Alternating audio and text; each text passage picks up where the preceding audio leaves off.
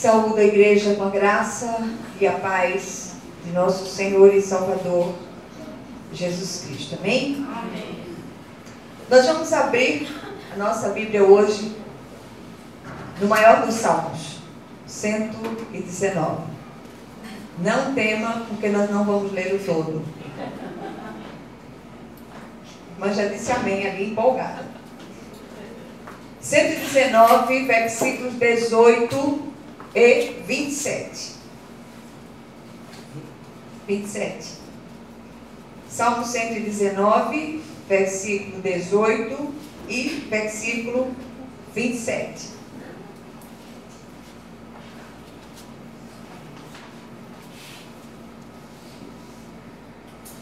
Todos acharam? Amém. 18 e 27. Diz assim a palavra do Senhor. Versículo 18. Desvenda os meus olhos, para que eu contemple as maravilhas da tua lei. Versículo 27 diz: faz-me atinar com o caminho dos teus preceitos e meditarei nas tuas maravilhas. Amém? Amém. Vamos orar mais uma vez.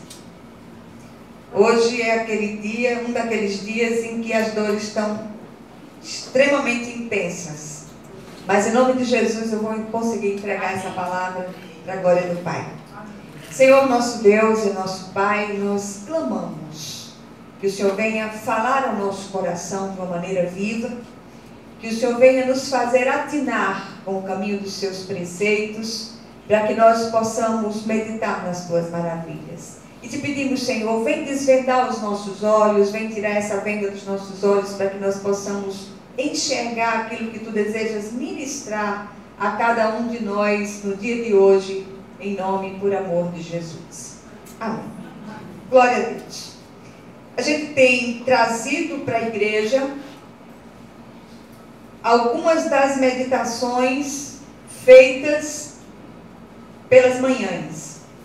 E essa mensagem de hoje não foge a essa regra. Eu queria falar da necessidade que nós temos de ter os nossos olhos desvendados para compreender aquilo que o Senhor deseja nos ensinar. E a gente tem optado sempre por um sermão expositivo, para que as pessoas parem um pouco e possam olhar cada versículo da palavra e pedindo ao Senhor que traga luz de entendimento celestial para que nós possamos compreender aquilo que o Senhor deseja ministrar. A palavra de Deus já foi revelada, a palavra escrita já foi revelada, mas os nossos olhos, eles precisam ser desvendados para que nós possamos compreendê-la. É como uma língua estrangeira que estão lá todos os vocábulos, todas as letras e tal, e muitas línguas são mais difíceis ainda, tem um outro tipo de escrita. Tudo a respeito daquela língua está lá, mas é preciso que nós entendamos aquilo que estamos lendo. Do contrário, nós vamos ler 1000 vezes e nada vamos compreender. A linguagem celestial é do mesmo jeito. Então, o Salmo 119, ele é uma exaltação do salmista, a santa e gloriosa palavra de Deus.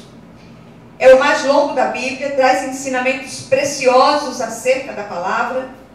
E em outro versículo aqui, o salmista diz assim: dá-me entendimento para que eu guarde a tua lei e a ela obedeça de todo o coração. Dá-me entendimento.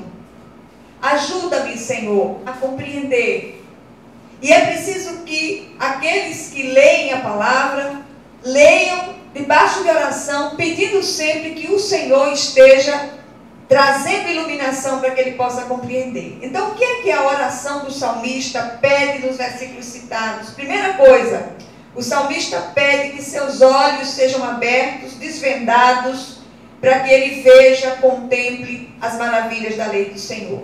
Então, o mandamento é puro e santo, e precisa ser visto além da letra da lei.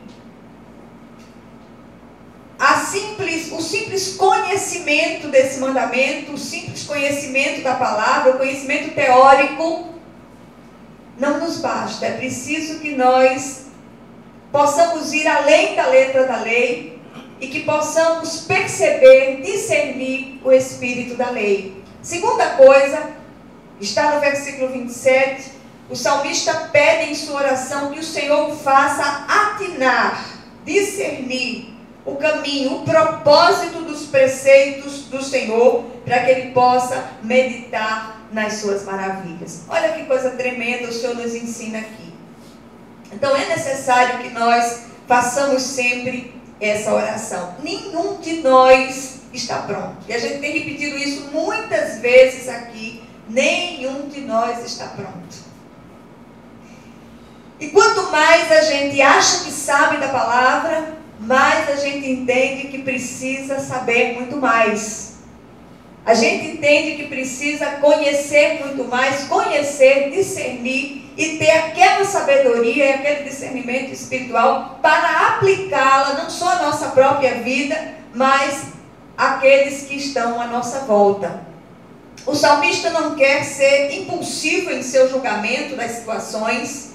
E o apóstolo Paulo diz que todas as coisas cooperam para o bem dos que amam a Deus e são chamados segundo o seu propósito. De que propósito o apóstolo está falando? Que propósito é este? Que sejamos conformados à imagem do Senhor Jesus Cristo.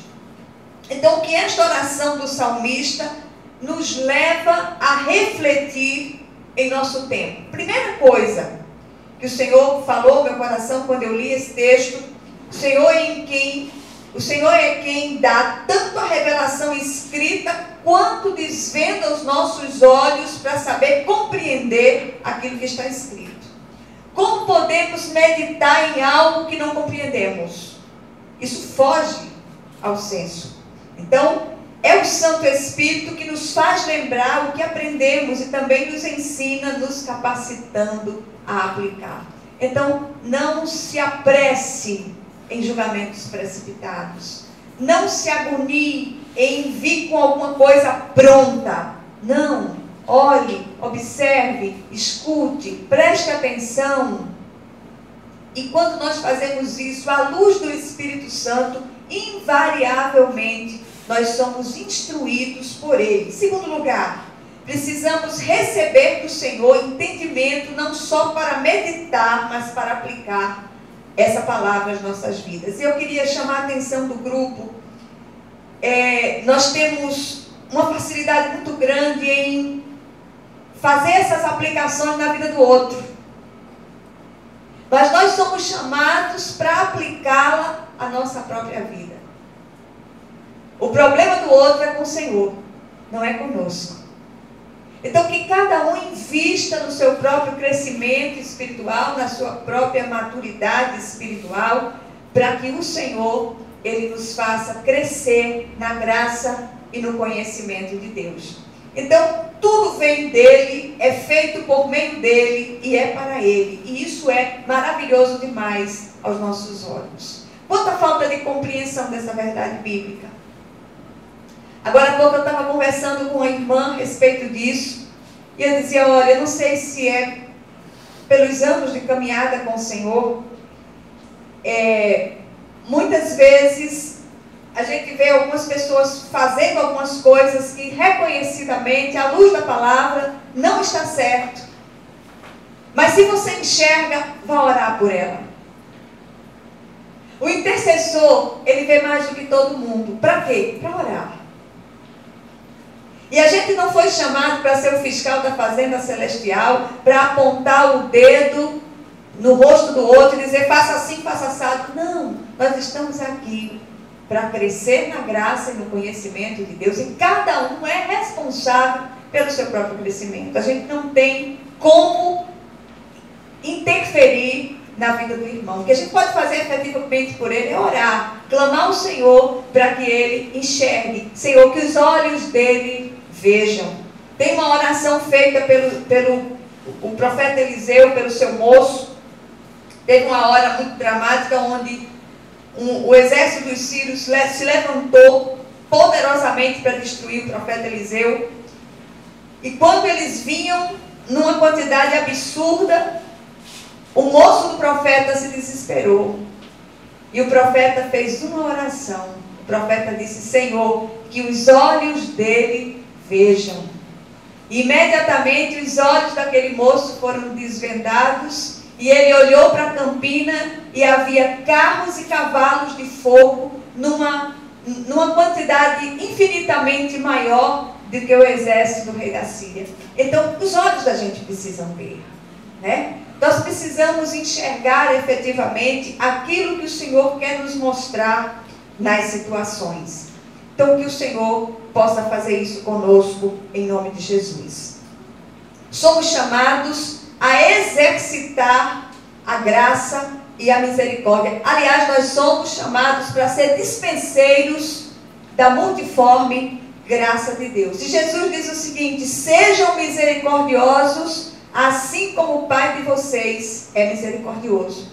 Fomos chamados para ser imitadores de Deus, como filhos amados, diz o apóstolo Paulo, né? Mas nós estamos sempre numa posição judiciosa, sempre numa posição de condenar o outro. E às vezes as pessoas exigem de nós posturas que nós não podemos ter. Às vezes é exigido, principalmente das lideranças, que tome essa ou aquela atitude com relação a determinadas coisas. Não há autoridade para isso. O Senhor é aquele que pode todas as coisas. Então oremos, clamemos, busquemos a Ele, para que Ele conduza todas as coisas segundo o seu querer e a sua vontade soberana. Terceiro lugar, notemos que o Salmo todo está cheio de expressões do tipo: dá-me luz, abre meus olhos, faz-me discernir, dá-me entendimento, ajuda-me a meditar. São expressões recorrentes em todo o Salmo. Então atentemos para ela. Eu acho que isso aqui quer nos dizer algo. Assim.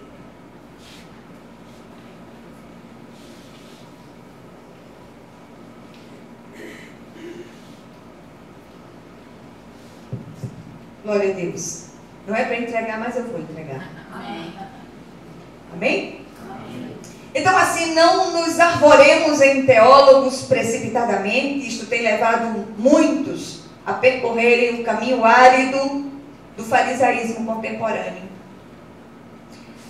Nos dias de Cristo temos vários registros do encontro dele com os mestres da lei e os fariseus. E todos eram técnicos em Deus, mas nenhum era capaz de manifestar misericórdia ao abatido e ao quebrantado de espírito. Os escribas e fariseus estudavam incansavelmente a letra da lei, mas tinham os olhos vendados ao espírito da lei. Eles, inclusive, se orgulhavam de seus muitos saberes, ao ponto de considerar o povo como plebe maldita, por não ter o conhecimento da lei. O Evangelho de João faz esse registro no capítulo 7, no versículo 49. Mas mesmo a despeito de todo esse conhecimento que julgavam ter, Jesus mandou que fossem e aprendessem o significado da Escritura que diz: misericórdia quero e não sacrifícios, citando o profeta Oséias. Conhecimento desprovido de sabedoria e discernimento é algo temível. Eu tenho medo disso, pois torna o homem cego, e todo zelo cego é perigoso, é fanatismo. Em quarto lugar, o autor de Provérbios traz mais luz a essa questão e diz o seguinte: a vereda do justo é como a luz da aurora, que vai brilhando mais e mais até ser dia perfeito. Quando será esse dia perfeito mencionado aqui pelo autor de Provérbios? É o dia do encontro glorioso com o Senhor. Enquanto estivermos deste lado da eternidade, nós vamos estar aprendendo, nós vamos estar sendo instruídos pelo Senhor, e é um tempo de busca, como foi lido no começo: buscar-me-eis e me achareis, quando me buscardes de todo o coração, diz o Senhor por meio do profeta Jeremias. Então a palavra já nos foi dada, mas o preceito não é algo árido. O mandamento é vida. Está lá o tempo todo, mas precisa do holofote do céu para ser percebido, meditado, assimilado e, sobretudo, aplicado com graça e com misericórdia.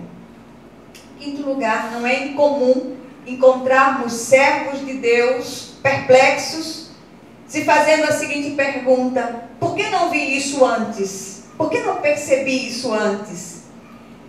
É como aquelas saídas às nossas respostas de oração, saídas que pareciam estar lá o tempo todo e nós não percebíamos porque os nossos olhos ainda precisavam ser desvendados. E parece que tem um tempo certo para acontecer isso com cada um de nós. E esse tempo de espera faz parte da resposta, porque é o tempo em que o Senhor está se movendo em nós e através de nós.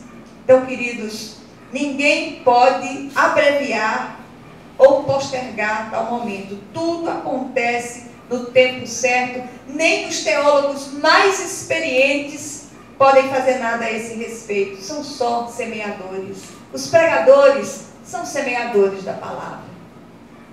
Toda vez que nós subimos aqui, toda vez que nós encontramos com alguém andando à beira do caminho e que nós semeamos a palavra, nós não sabemos o que é que vai acontecer com aquela santa e bendita semente. Ela vai cair na terra do coração e a gente ora para que aquele coração seja uma boa terra, aquela semente brote a 30 e a 60 por 1 e a 100 por 1, mas a gente não sabe em que coração, em que terra aquela semente vai florescer. O que é que nós aprendemos aqui? Em primeiro lugar, exercitemos misericórdia uns com os outros. E não usemos a palavra para afrontar ou esmagar os que estão quebrados e prestes a se apagar.